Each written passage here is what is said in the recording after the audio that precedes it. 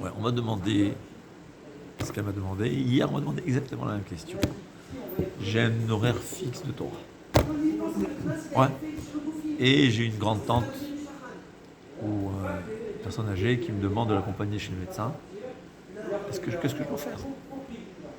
La réponse, elle est oui. Mais la question est pourquoi? Parce que la règle est la suivante.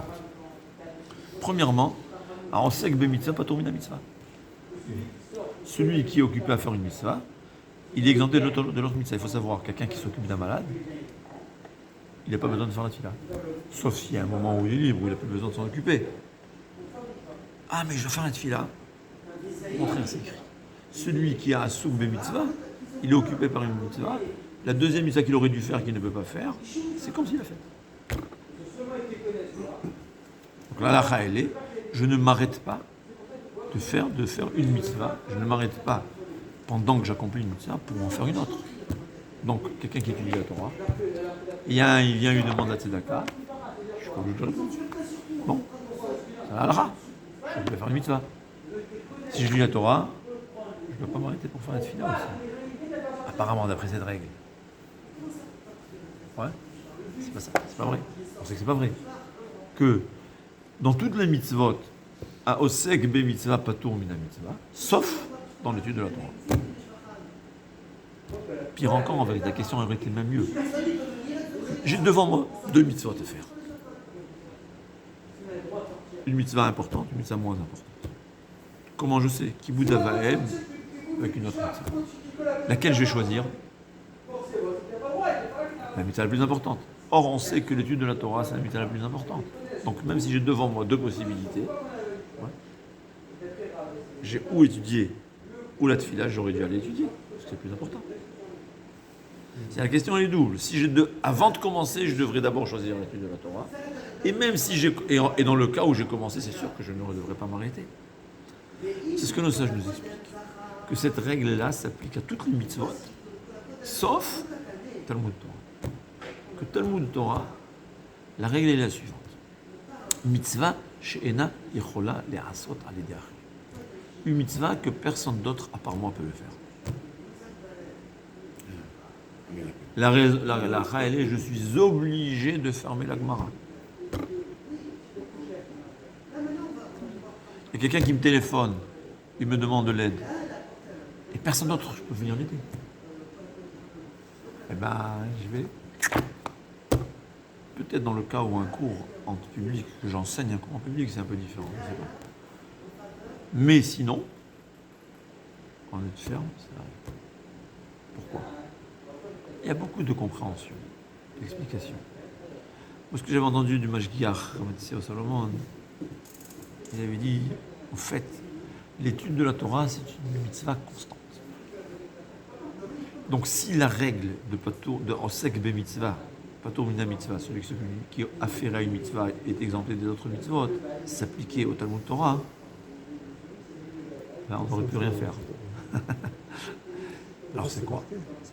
Il dit, le pshat il est que la Torah nous a dit que arrivé un moment où je dois accomplir une mitzvah, je suis exempté de la mitzvah de Talmud Torah.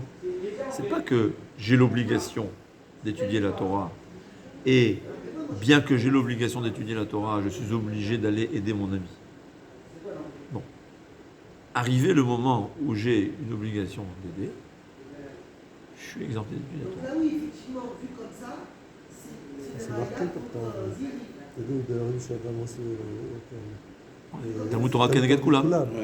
Et pourtant, bien que c'est ce qu'on a demandé. Si j'ai l'occasion de faire 2 mitzvot, j'aurais dû choisir le Talmud Torah, premièrement. Deuxièmement, même si une mitzvah Talmud Torah était moins importante que les autres, si j'ai déjà commencé, je devrais ne pas faire les autres. On voit que Talmud Torah, c'est pas comme ça. Talmud Torah, c'est l'exception à la règle. Que la règle, elle est, tu n'es obligé seulement et uniquement là, tu n'as pas une autre mitzvah à accomplir. Dès que tu as une autre mitzvah qui n'est pas faisable par quelqu'un d'autre, tu es exempté de Talmud Torah. Pas tout. Non, parce que sinon on ne peut pas vivre. Je crois que Tosfot dit. Voilà, alors on va rien faire. La Torah, si cette règle s'appliquait au Talmud Torah, alors il n'y a plus de Tariq Mitzvot. On pour les femmes peut-être. Mais les femmes, je ne sais pas. Donc c'est obligatoirement que quand Hachem lui a donné la Torah de la mitzvah de Talmud Torah, c'est ça la règle. Non, ce que je veux rajouter, c'est un point. Une fois, Rav Brim, comment ça dit les vendredis, je crois, il était occupé, on lui demandait souvent beaucoup de services. Il a demandé au Chazon Ish, qu'est-ce que je vais faire? Talmud Torah. Ou bien Chesed, qu'est-ce que je fais? Qu'est-ce qu'il lui a dit? Il lui a dit, Talmud Torah, ce n'est pas comme les autres sciences. Les autres sciences, il faut être intelligent, les quotients intellectuels. Mais tes vertus, tes qualités de caractère, ça va t'aider à comprendre ou à retenir. On peut être très mauvais, très égoïste avec tous les défauts de caractère du monde. S'il est intelligent, il pourra être un bon mathématicien. Ouais. La Torah, c'est pas comme ça. La Torah, plus tu as des bonnes midotes, mieux tu comprendras la Torah. Quelqu'un qui est Baal Chesed, on va dire, le matin, j'ai aidé quelqu'un. J'aurais pu étudier, mais la halakha, me dit, il faut l'aider, c'est mon père. C'est quand c'est Kibud Avaim, par exemple. C'est écrit que c'est sûr que Kibud Avaim, Doré Talmud Torah, Doré Kibud Avaim, c'est-à-dire s'il est en dehors de la ville. On a le droit d'aller à la yeshiva pour étudier la Torah, bien que je sais que je vais laisser mes parents tout seuls. Comme on l'a vu dans Yaakov Avinu. Mais si je suis présent dans la ville et mon père il a besoin de moi, ben j'ai pas le choix. C'est mitzvah chez Ena. Maximum, je paye quelqu'un qui me remplace. Mais sinon, je suis obligé. Parce que c'est une mitzvah que personne d'autre peut faire. Et où j'étais oublié, j'ai oublié. Ouais, alors quelqu'un il va faire chesed. Il va aller aider son père, ouais. Il va faire chesed. Et ben, il va ensuite comprendre, étudier le Tosfot, il va le mieux le comprendre. C'est comme ça. Donc au fait, quand tu fais des mitzvot, tu aides les autres, tu améliores, tu fais surtout chesed. Ouais. C'est aussi un accessoire pour la compréhension de l'étude de la Torah.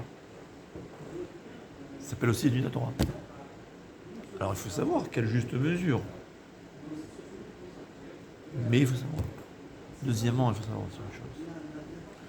L'étude de la Torah, l'importance dans l'étude de la Torah, et c'est ce que le Ben Ish Chai, il a dit dans le cours précédent, c'est combien ça te purifie, ça te rapproche de Shem, ça te transforme. C'est-à-dire, il y a deux personnes qui ont étudié la Torah autant. L'un, la Torah l'a transformé plus que l'autre. Pourquoi? L'un, il était apte. Il a fait un peu de chesed. Il a une bonne midote. Il a un bon caractère. La Torah va le transformer. Tous les caractères, ça peut être la patience aussi. Hein. Ouais. Des fois, on va s'occuper de son fils. Ouais, vous savez que le Gemara dit que quelqu'un qui n'a pas eu d'enfant, il ne peut pas être juge. Juge d'inné les fachotes, je pense. Mamonot, oui. Ce qu'il considère. Il manque, c'est pas quelqu'un qui a les qualités de caractère nécessaires. C'est vrai. Très intéressant. Aujourd'hui, on a des présidents qui n'ont pas d'enfants, qui ne sont même pas mariés. Encore pire.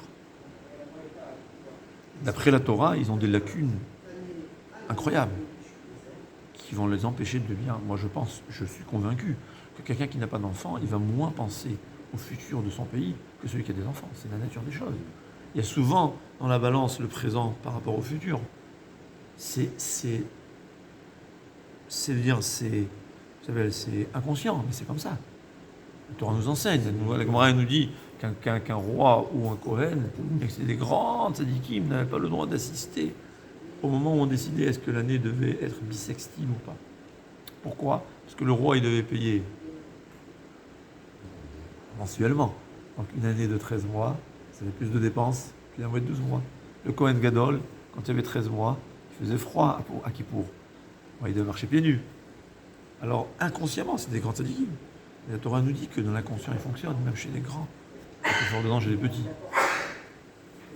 Quelqu'un qui n'a pas d'enfant. J'ai une parenthèse un peu plus grande, un peu trop grande. Peu importe. Mais, c'est-à-dire, dans la Torah, pour que la Torah te transforme, pour intégrer la Torah, pour qu'elle devienne une partie de toi-même, tu n'as pas besoin seulement de l'intellectuel. tu as surtout besoin des midot, un bon caractère.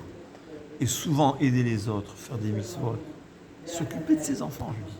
Ouais, se lever au milieu de la nuit. Hein, pour s'occuper d'un enfant, combien de patience ça nous fait acquérir? Combien de patience ça nous fait acquérir quand ta femme va te crier et tu te tais? Hein? Mais le Harizali, c'est ça le but du mariage. Les gens ils ne sont pas conscients que c'est le but du mariage. Ouais. En tout cas, c'est ça la Torah. C'est ce que Chazon Ish dit. La Torah, ce n'est pas seulement une science intellectuelle. C'est une science, j'appelle ça, sentimentale aussi. Ouais. Tu as besoin de te transformer, de te changer. Et quand tu as l'occasion de faire une mitzvah, si personne d'autre peut la faire, bien que étudier la Torah, c'est plus grand.